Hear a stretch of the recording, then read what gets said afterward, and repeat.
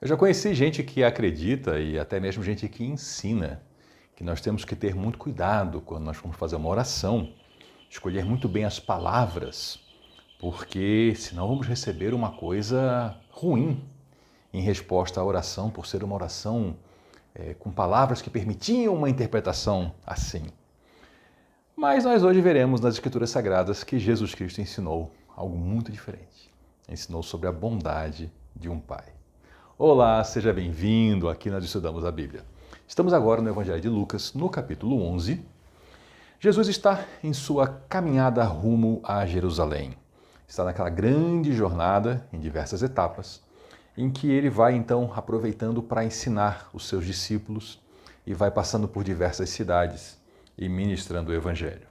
Lucas diz assim: certo dia, Jesus estava orando em determinado lugar. Ele não nos diz nem o lugar e nem o dia. Essa é uma característica bastante comum no Evangelho de Lucas. Lucas, ele tem muitos detalhes de algumas passagens, ele é extremamente cuidadoso nessa apresentação. Mas, quando a gente fala de cronologia, ordem das coisas, Lucas, ele nos dá as coisas mais em termos gerais. Ele não foi um dos apóstolos, ele não foi um dos discípulos, ele conheceu Jesus, a história de Jesus mais tarde, ele foi um dos companheiros do apóstolo Paulo e escreveu o seu evangelho a partir de uma longa pesquisa, uma pesquisa muito detalhada. Então, ele tomou cuidado de não tentar estabelecer certas cronologias e deixa em grandes grupos de eventos. Então, agora estamos vendo o grande grupo de eventos que acontece na viagem da Galileia, que é no norte de Israel, para Jerusalém, que fica na Judéia, no sul de Israel. Então, em um certo dia, Jesus estava orando em determinado lugar. E ele terminou. Então, um dos seus discípulos falou assim: Senhor, ensina-nos a orar, como João ensinou os discípulos dele. Esse João aqui, que eles falam, é o João Batista, o João que batizava. E quando nós pensamos em ensinar a orar, é curioso. Já se passaram 2000 anos desse momento e nós temos pessoas ainda fazendo a mesma súplica a pessoas mais experientes na fé. Ainda é um tema muito atual. Ensina-nos a orar. E o Senhor Jesus, ele traça um modelo belíssimo de oração, bastante conhecido de nós já, o Pai Nosso, que aparece em versões diferentes nos evangelhos, com pequenas diferenças. Precisamos entender que Jesus ensinava a mesma coisa em ocasiões distintas. Os ensinos eram repetidos porque eram importantes. Então é natural pequenas diferenças entre algo dito em Jerusalém para o mesmo conteúdo ensinado anteriormente na Galileia ou para o mesmo conteúdo ensinado no caminho entre essas cidades. Pequenas variações acontecem, não são erros dos escritores. Nós é que precisamos ler com atenção e perceber que são ensinos semelhantes em ocasiões diferentes. Mas vamos lá então. O Senhor Jesus então passou a ensinar a eles uma oração que tem sido, infelizmente, muito mal compreendida. Por quê? Porque Jesus não estava ensinando que aquelas palavras eram palavras mágicas que precisavam ser repetidas continuamente.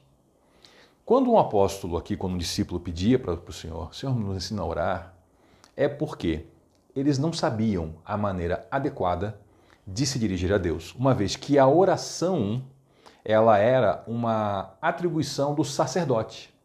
O povo podia orar? Podia, mas cada um orava como achava conveniente. E aí eles tinham essa dúvida: poxa, deve ter um jeito melhor de a gente se dirigir a Deus. Senhor, ensina-nos a orar. E Jesus então faz essa oração onde ele fala, né? Quando vocês oraram, digam, Pai. Então a primeira coisa que a gente faz é a gente entender que o Senhor, Deus, o Pai de Jesus Cristo, o Criador do céu e da terra, ele é nosso Pai. Então começa por aí esse entendimento. Muitas pessoas que têm um modelo bastante ruim de paternidade nas suas vidas têm dificuldade com isso. Então precisam remodelar o seu pensamento sobre paternidade a partir da Bíblia para então poder aproveitar a paternidade divina.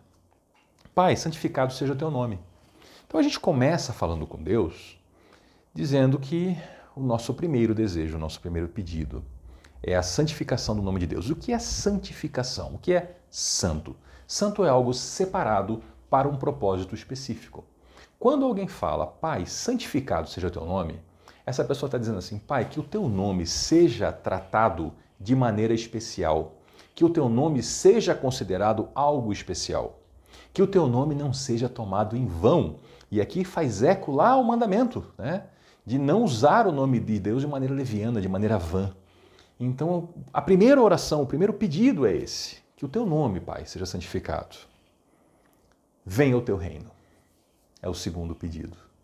Então, o anseio do cristão, ele deve estar direcionado para a santificação do nome de Deus e para a vinda do reino. Por quê? Porque é no reino que a plenitude das coisas se alcançam. É no reino que tudo se resolve. E aí, então, temos ainda a realidade presente, atual, o hoje. Não é para a gente fazer de conta que o hoje não existe, tanto que o Senhor diz o quê? Dá-nos a cada dia o nosso pão cotidiano. Veja que Jesus não está prolongando essa oração em diversos detalhes, mas ele está reconhecendo, nós precisamos de alimento. Então nós podemos pedir a Deus o pão de cada dia. Dá-nos a cada dia o pão de cada dia. Nos dá hoje o pão do dia de hoje. E agora vem uma parte muito especial, muito conhecida, e que muitos têm até medo de falar. Perdoa-nos os nossos pecados, pois também perdoamos a todos que nos devem.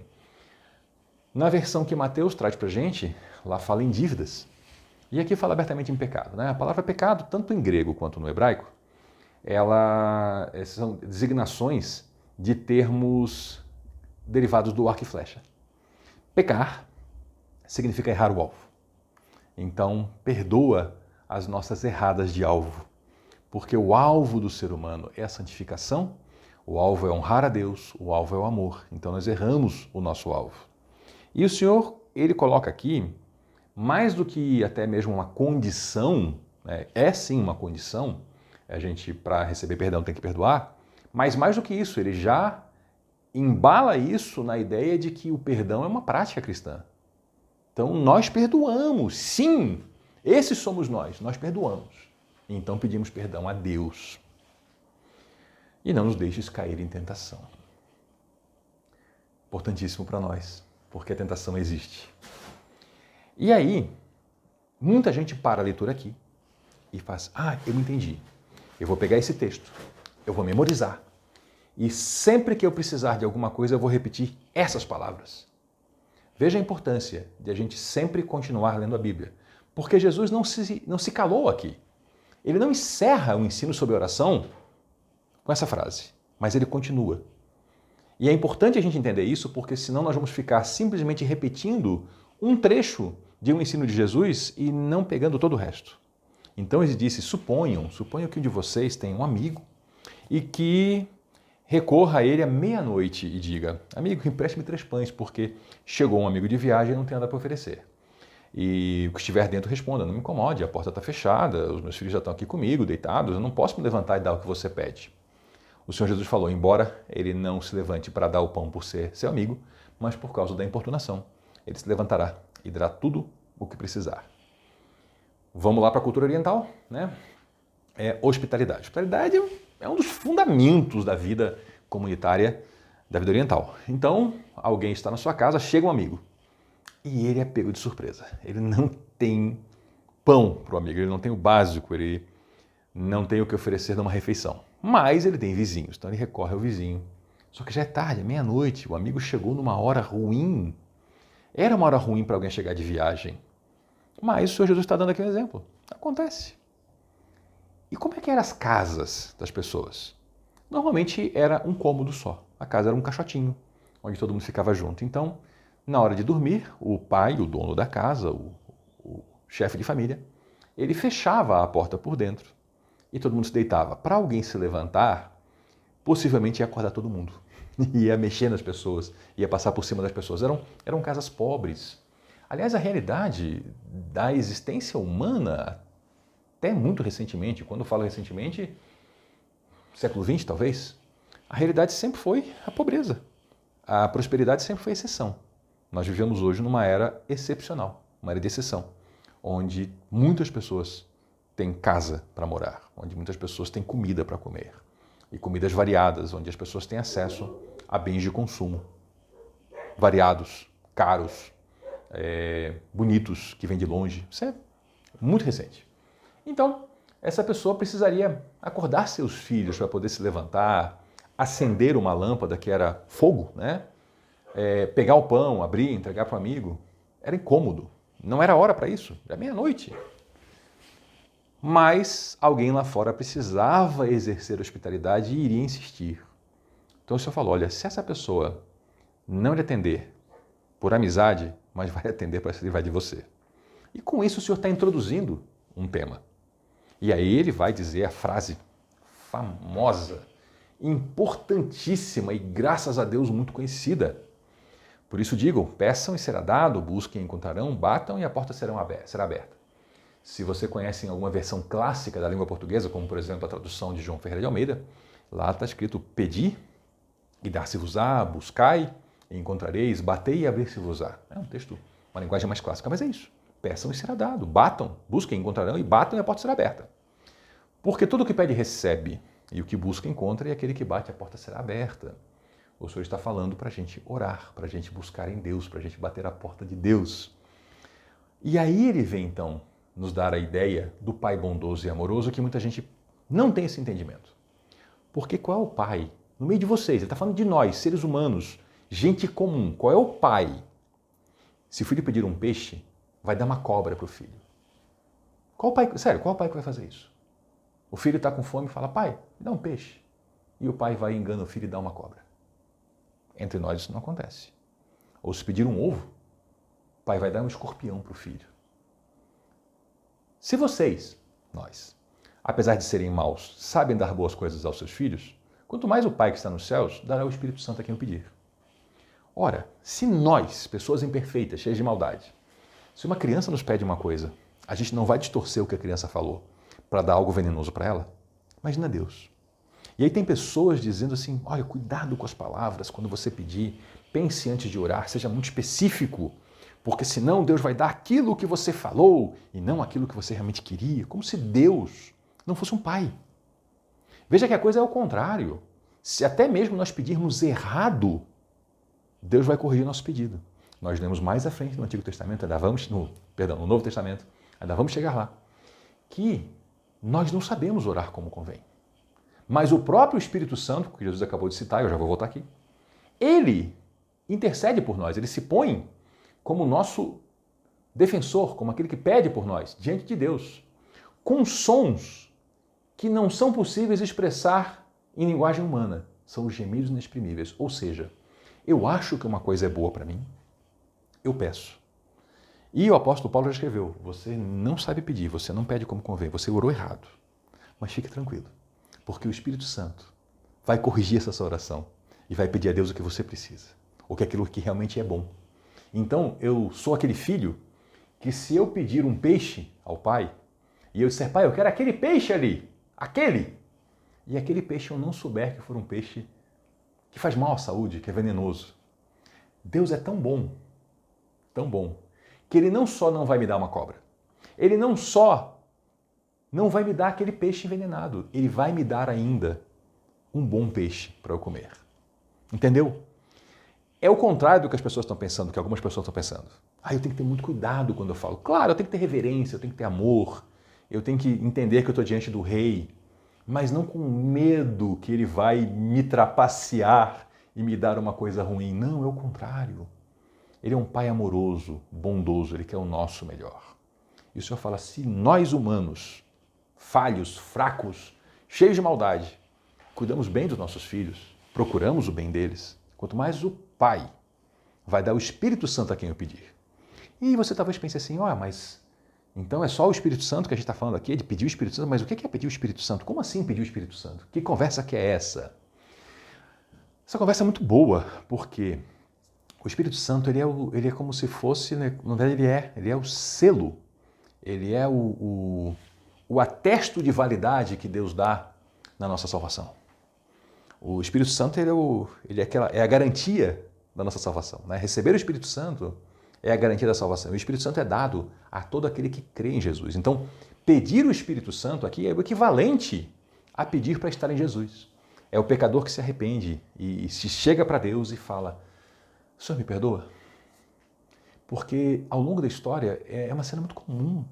Pessoas com arrependimento genuíno elas têm até receio de chegar diante de Deus. Porque elas reconhecem o pecado e reconhecem a santidade de Deus. É como aquela parte que a gente já passou, né? Pedro viu a pesca maravilhosa e falou assim: Jesus, te afasta de mim, Senhor. Te afasta de mim, eu sou pecador. Fica longe. Tem gente que está assim. E o Senhor fala: não, não. Peça o seu perdão, peça o Espírito Santo. O Pai é bom. O Pai é bom, Ele vai lhe conceder isso. Então, esse aqui é um ensino de que a gente precisa entender. Oração não é repetir uma sequência de palavras. Oração não é algo que a gente vai escolher e vai repetir, falar aquilo. Eu estou precisando de que um amigo meu seja curado, então eu vou ficar repetindo o Pai Nosso que estás no céu. Não, eu até posso usar essa oração como uma introdução, mas pensando nas palavras que eu estou dizendo, realmente meditando naquilo que eu digo, para eu realmente me colocar alinhado com a vontade de Deus e estar concentrado naquele momento e poder falar: Pai, o meu amigo está doente e eu te peço a cura do meu amigo. É assim que a gente pede, a gente conversa. Como um filho pede um pão ao seu pai. Como um filho pede um peixe ao seu pai. É assim, é conversa, é jeito aberto. Nós já vimos isso nos outros evangelhos e veremos ainda de novo em outras ocasiões. Orar é conversar com Deus. Orar é falar com Deus. É isso. Se você lê as orações ao longo da Bíblia, antes dessa e depois dessa, o que você tem são pessoas conversando com Deus. São pessoas abertamente tratando dos seus assuntos. Então não se limite a uma oração que você aprendeu ou algumas que você aprendeu. E também não se limite àquela ideia de que eu só agradeço. Se você só o agradece, você está deixando de cumprir o ensino de Jesus, que falou: peça aqui o pão cotidiano.